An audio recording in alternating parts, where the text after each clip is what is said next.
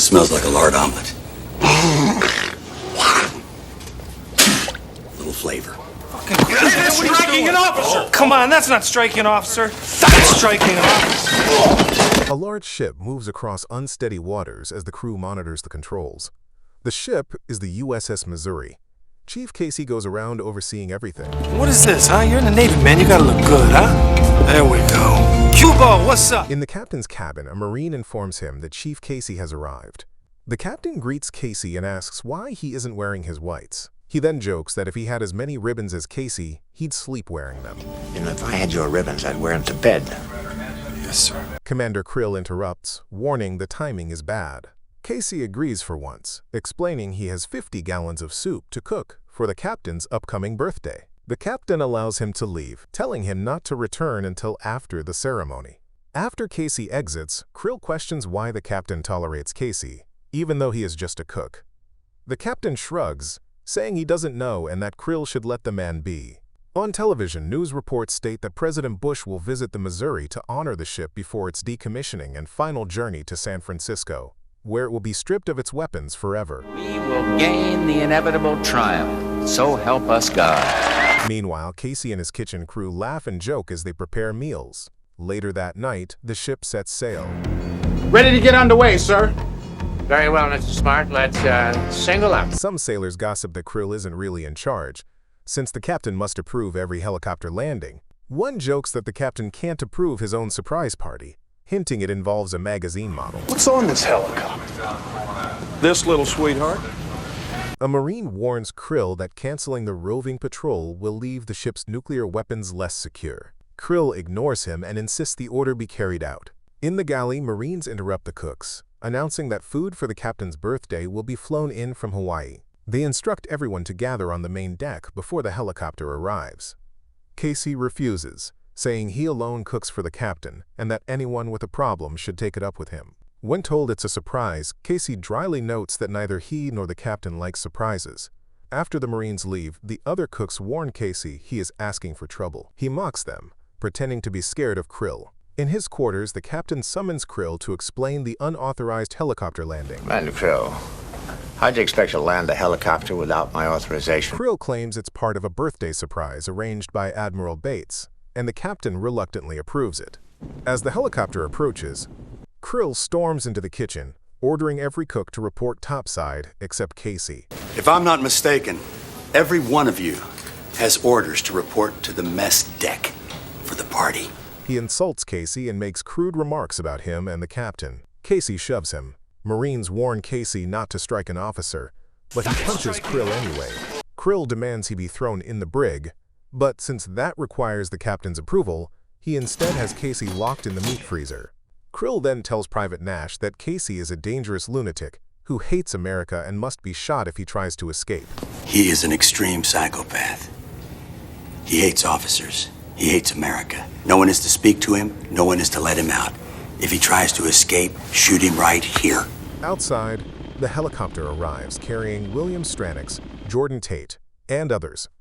Stranix grins, saying he loves the idea of a party at sea. Jordan hopes she won't get seasick. The crew cheers as she steps out. Krill escorts the visitors inside. Still trapped, Casey calls for Private Nash and asks why he was sent to the freezer instead of the brig. Nash ignores him. The guests greet Jordan. Krill warns her to ignore any lewd comments and leads her to a wardroom to change. He tells William to set up the band. Krill gives Jordan motion sickness pills, then goes to change into his party outfit. I'm gonna go put on my party dress. In the galley, Casey shouts for Nash to pull pies from the oven. Jordan changes and takes the pills Krill gave her. Upstairs, the celebration begins and William performs. Nash says he has orders not to speak with Casey. Casey, struggling to free himself, tells Nash that keeping him there could get Nash in trouble, and urges him to ask the captain if he really wants him locked up. Servers weave through the engine room carrying food. Krill returns dressed in women's clothing, and the guests laugh at him. He announces he will fetch the captain. It's okay, Sergeant. I'm here to escort the captain to the party. A cook asks where Casey is and learns he is locked in the freezer. Nash reports smoke in the galley, while Casey again demands the pies be removed. Ryback, you got a fire in here! Get my pies out of the oven! Krill enters the captain's cabin and announces he is the captain's date. I'm your date tonight, Captain. During the party, William asks who ranks highest. Who is the highest ranking officer in this room now? Who is the highest ranking officer in this room? The operations officer, third in command, stands. William suddenly shoots him. Chaos erupts as armed attackers reveal themselves. Krill shoots the captain and the Marine guarding him. In the engine room, sailors are attacked, dragged away, and shot when they resist. William orders that anyone who fights back, and the person next to them, will be killed. The crew is forced into a large, empty compartment and locked inside. Outside the captain's cabin, guards are killed or captured. Inside, Krill rummages through the captain's notes, reading aloud how the captain had labeled him unstable and recommended psychological testing. I recommend that he be given a psychological evaluation before taking over his next assignment. Krill mockingly asks William if he seems insane. Do I look like I need a psychological evaluation? William replies that he looks fine. The hijackers storm the bridge and the plotting room, seizing control of the ship. William hands a disc to a man named Pitt, instructing him to protect it with his life. They confirm the crew is locked in the forecastle, with a few men contained elsewhere. William declares Krill the new captain. Commander Krill, you're hereby promoted to captain. Congratulations. The ship is yours. In the galley, Nash suspects Casey is scheming. Casey insists he is freezing and urges Nash to call the bridge. Now something's going on here. Call the bridge, nobody's gonna yell at you. You're just doing your job. Nash reports he heard gunfire. Krill calmly tells him it was party fireworks. William instructs Krill to assure Nash that relief is coming, then asks who is in the galley. Krill explains it's just a cook and a Marine. William sends 2 mercenaries to eliminate them, ignoring Krill's warning to send more. Nash tells Casey it was only fireworks. Casey calls him an idiot and urges him to release him so he can check for himself. Nash refuses. Moments later, 2 armed men arrive, take Nash's weapon, ask for the cook, and shoot him. They open the freezer and start firing, but Casey bursts out, surprises them, and locks them inside. He kills the lights. When the mercenaries emerge blindly, Casey kills one with a throwing knife and finishes the other.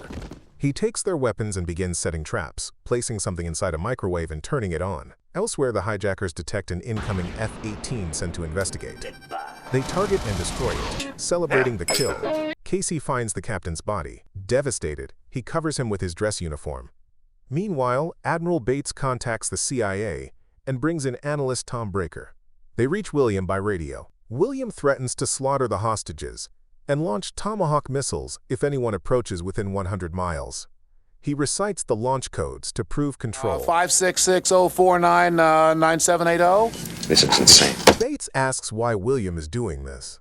William explains that 6 months ago, Breaker canceled Operation Cleopatra.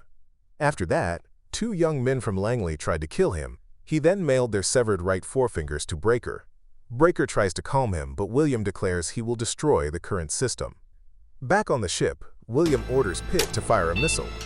The launch shakes the vessel, and the missile strikes its target. In Washington, Bates realizes William just destroyed their satellite relay and alerts the White House. Wake up the president. Below deck, hijackers tear out structural beams and throw them overboard. Casey watches from concealment. He moves to the mess deck and finds several dead sailors and Marines. A large cake is pushed aside. Music starts, and Jordan suddenly appears, dancing. Casey turns off the music and drags her into a room. She bursts into tears. She explains she is a swimsuit model who took motion sickness pills and likely slept through the attack. She cannot say exactly how many people were on the helicopter, only that it was full. I don't know, but it was full. There was a band and there was a lot of caterers. She asks if Casey is Special Forces. He says he is only a cook. A cook? Oh my God, we're gonna die. On the command net, officers list the remaining weapons to Admiral Bates, 8 Tomahawk missiles with nuclear warheads. Bates asks the CIA about William. He learns William was once funded for a covert mission to sink a North Korean nuclear submarine. He was useful for his recklessness, but later became rogue and escaped neutralization. On board, William arranges a rendezvous with a submarine. One of his men reports 2 teammates missing. Krill admits he warned more men were needed. Casey hides Jordan in a locker and warns her to stay silent. She begs to come with him. He says she must be invisible if she does, and promises to arm her if necessary. William and Krill reach the galley and see the aftermath. William concludes a professional handled the attackers. Krill tries to dismiss Casey as an idiot, but William is not convinced. Suddenly, the microwave Casey left running detonates. What was that? That was a bomb, jackass. He used the microwave as a detonator. Come here. You secure everything between here and the CIC. You spot anything, you radio at once for backup. You don't get creative, you call for help. You understand? Krill is baffled by the explosion, but William understands immediately that it is Casey's work. The blast confirms that Casey is dangerous and highly capable. William demands to see Casey's personnel file. I would like to see the ship's personnel file on this plain and simple cook, Mr. Krill. Admiral Bates and his staff prepare a response. They will attempt to send SEAL teams to disable the ship's radar and weapons. If that fails, they will order airstrikes to destroy the Missouri. Krill searches for Casey's record and discovers it not among the standard files, but in the captain's private cabinet. The file reveals Casey is an ex-SEAL with extensive awards and training in explosives, weapons, and close-quarters combat.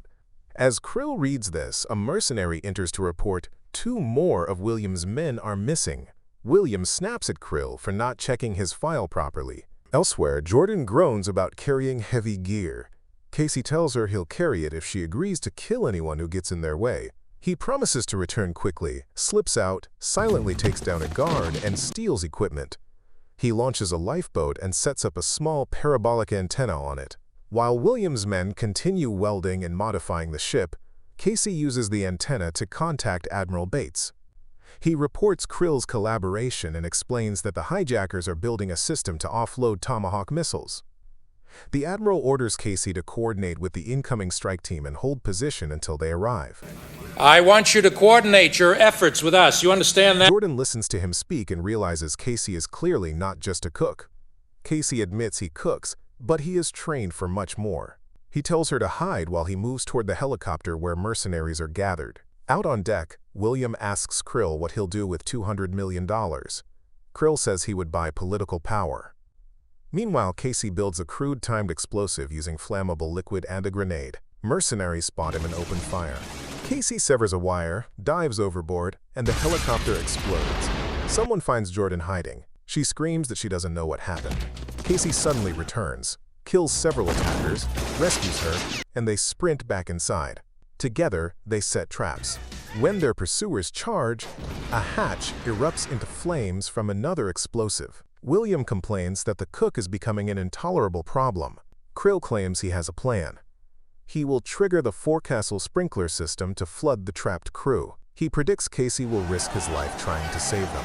As Casey and Jordan move through the ship, they hear tapping in Morse code from behind a sealed bulkhead. Casey uses a welding rig to cut the hatch and then kicks the door open. Johnson, you get over here and you guard that door. Anybody comes through, you shoot them. The trapped sailors are relieved to see him. Casey explains the situation and arms them. The hijackers detect a power fluctuation and determine the weapon system will be offline for about 30 minutes. Krill broadcasts images of flooding and chaos to intimidate the sailors. Casey insists they must save the crew. They spring an ambush, neutralize guards near the forecastle, and shut off the sprinkler feed. During the firefight, Admiral Bates calls. Jordan answers. He demands to know who she is and where Casey is. She reports heavy fighting. He scolds Casey for breaking orders, but finally authorizes any action necessary to support the incoming SEALs. You have some good luck there, sailor. I'm out.